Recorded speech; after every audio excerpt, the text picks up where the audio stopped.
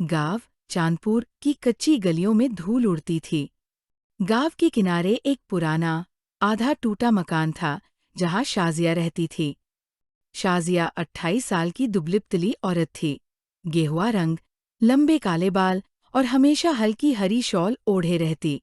पति की मौत के बाद वो अकेली रह रही थी, लेकिन घर के एक कमरे में रखा पुराना लकड़ी का संदूक हमेशा बंद रहता था। किसी को नहीं पता था कि उसमें क्या है, और शाजिया कभी किसी को उसके पास जाने नहीं देती थी।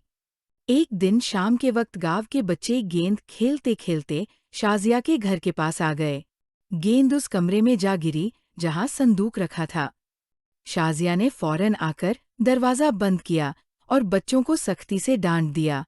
उसके चेहरे पर डर और गुस्सा दोनों झलक रहे थे।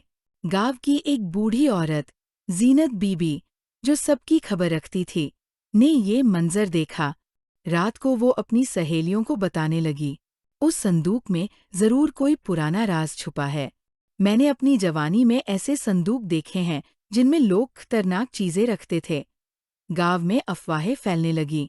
2 दिन बाद आधी रात के समय बाहर तेज बारिश हो रही थी।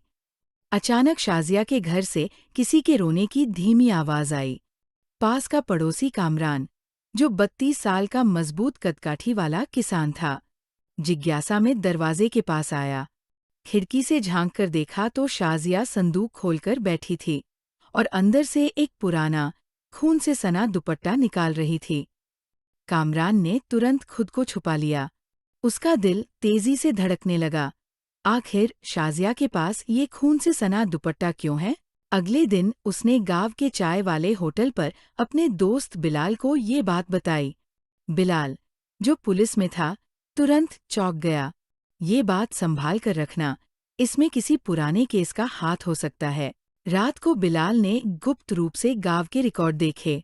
उसे पता चला कि 5 साल पहले शाजिया का पति अचानक गायब हो गया था और उसकी गुमशुदगी का केस आज तक हल नहीं हुआ।